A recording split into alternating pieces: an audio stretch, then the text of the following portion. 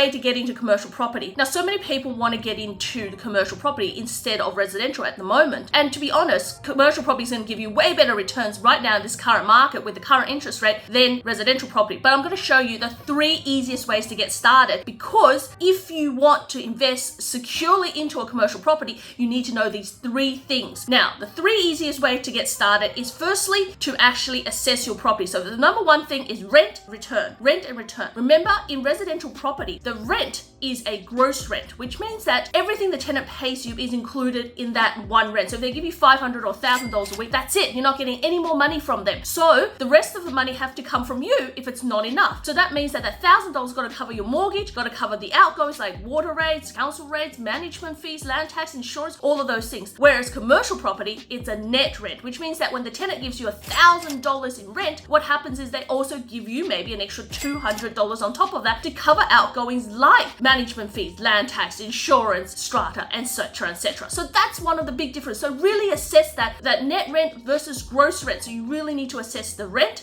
And the second thing is the returns. A lot of people think, oh, residential returns is exactly the same as commercial returns. So when commercial says it's 5% and you get the 5% in residential, you might as well buy residential. Well, that's not the truth, because commercial returns are net returns, whereas residential are gross returns. So what does that mean? It comes back to this rent. $1,000 the tenant gives you in residential means that's all the money they're going to give you, right? That's a gross rent, because all of the outgoings have to come out of it, and you might find yourself with $700 or $800 at the end of the week as the net rent. That's before you pay the mortgage. Now, some people have a higher mortgage, some people have a lower mortgage. So as a benchmark, you have to look at your net rent, which is what you have after outgoings. Whereas in commercial, it's much easier to calculate, because when the tenant gives you a rent, that is the rent that they give you as net rent. They pay the outgoings on top of that. So you've got to match apples with apples when you look at returns. So remember that commercial property is a net return and residential is a gross return. So in order to get the same rental returns as you do in commercial, in residential, you need to find something 2% higher. So if you're looking to match apples with apples and you go, oh, I'm getting a 5% return in Sydney Metro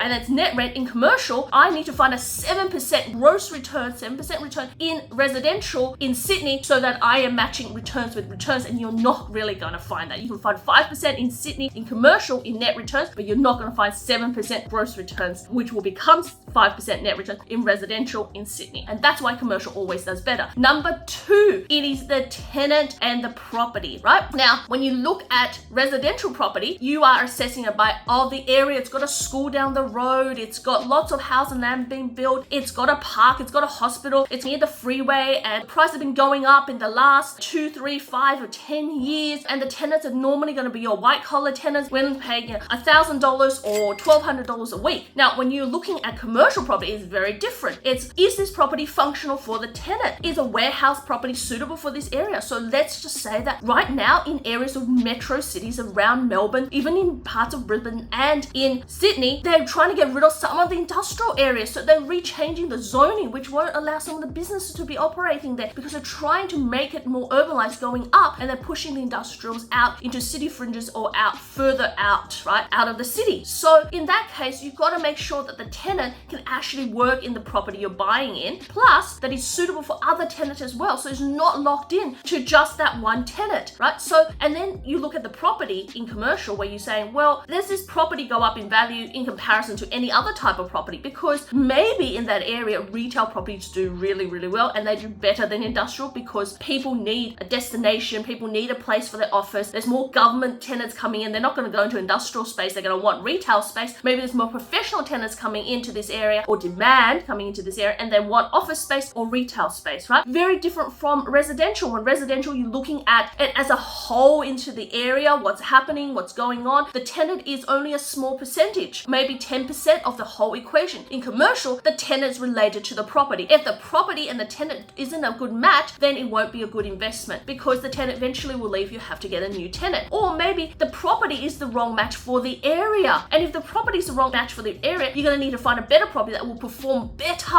in the future in terms of capital growth than this current property, because the demand may not be there for warehouse properties as areas gentrify. The demand will be for retail and office space as more and more professional services and white collar trades come into that area, and the area changes to more of that upmarket white collar demographic as well. So you've got to think about that, and that's one of the things to assess that is important. and people often miss that because the trend might be to buy warehouse spaces and they're just going to buy one because it seemed good, but they didn't check out the rest of it, right? Now, number three is about the leases, right? And now in residential, you don't have to worry about that because leases are 6 or 12 months, right? And leases interrelate with the tenant is just leasing your place. There's nothing else that they do, right? They don't need to take care of anything in the residential space because, if the light fittings isn't working, the hot water doesn't work, the air conditioning doesn't work, you call the landlord. You call the landlord and you complain about it and they send someone. The gardening of the fence breaks, that's what happens. You call the landlord. If you don't have a fire alarm that works, it's non-compliant, you call the landlord. You call the landlord on everything. And in residential, that means that even the tenant might be there for 6 or 12 months, they're not taking care of the premise as if it's their own. They really just transit and they really are devaluing your property because they're trashing it, they're not upgrading it, and they're just using it because they go, oh, it's a rich landlord mentality. So they're actually costing you money because every time you send out a plumber, electrician, a handyman, it's all costing that 100, 200, 300, and eventually that eats away at your positive cash flow if you have any in residential. Let's say that you only manage to have $800 after the $1,000 they pay after you pay your outgoings, and then every couple of weeks or every month something happens that chews up another couple of hundred. Well, you're really down to about $600 or $700, and that may not be enough to pay the mortgage, which is why people are going to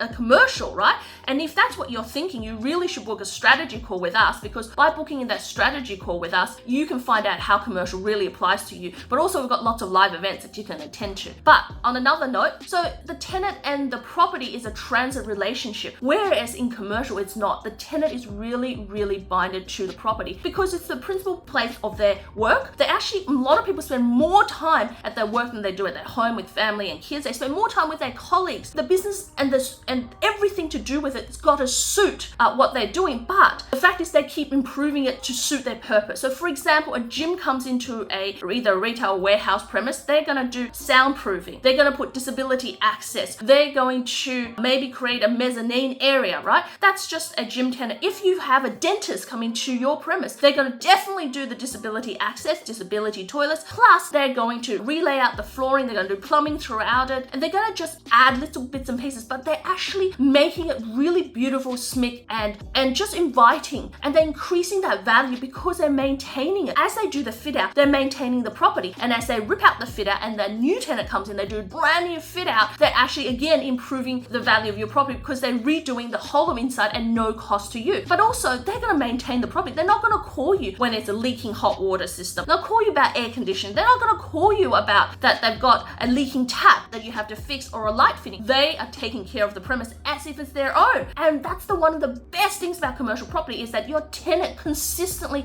maintain, upkeep your property as if it's their own because that's where their livelihood is. Plus, they add value to your property by anything they do. They make a big office into a small office. When they leave, you can rent it out and no cost you to 2 different tenants. They make a mezzanine floor, provided that is compliant, and you may have to tip in some money to help them, but a mezzanine floor at their own cost, and you might not be charging them additional rent, but when they leave, they don't have to rip it out, and you get the additional benefit of having that disability toilets, soundproofing. All of those things add to the value of your property that your residential tenant is not going to do. So think about it as a holistic thing when you're looking at a commercial property in terms of that lease term and how the tenant behaves. In residential, it's transit and the tenant doesn't care about your property. In commercial, it's a long lease, typically 3, 5, 7 years, or even 10 or longer. And they have options, which means that the tenant actually wants to stay there for many, many more years to come. They want to see how their business tracks, and it gives you a chance to negotiate on rent. But the most important thing is that the tenant is really binded to that property. When they make a commitment, it's a long-term play they're doing, and it means that they're going to add to the value of your property by improving it, by adding their little touches so they can make it home and be there for a long, long time. Look around your area, see how long the bakeries have been there, the pubs have been there, the petrol stations, the cafes, even the butchers, the pizza shops, right? There are people who are renting who've made value and contribution to the commercial property, to their landlord, right? And these are the top 3 things that you need to assess that gets you into commercial property the easiest, fastest way, right? You've got to look at the tenant and how they bind to the property, right? Are they a good fit for the property, in demand in the area? Plus, is their leases suitable, and are they committed to that lease 3, 5, or 7 years compared to a transit residential tenant who is there only on the short term, right? Look at the rent and the returns. Remember, it's a gross rent versus a net rent, so you are going to do better through commercial property. But you might be asking yourself, what is the next step for you? If you're interested in moving forward forward in commercial property, you really want to know the ins and outs, and you don't want to make a mistake, because one of the big things about commercial property is that if you do make a mistake, it costs you more than you would in residential to fix it. So you want to avoid those mistakes that could cost you thousands of dollars. So the best way to do that is reach out to us, book in a strategy session, let us help you work through how we can structure a plan, because if you fail to plan, you plan to fail, right? So don't fail to plan your first commercial property, and work out the criteria for the property. Join some of our events, attend our webinars, so that you really understand and get involved in our community, so you really understand how to move forward in that commercial property space. And on that note, don't forget to hit subscribe, hit the bell, and I'll see you in the next video. Bye for now.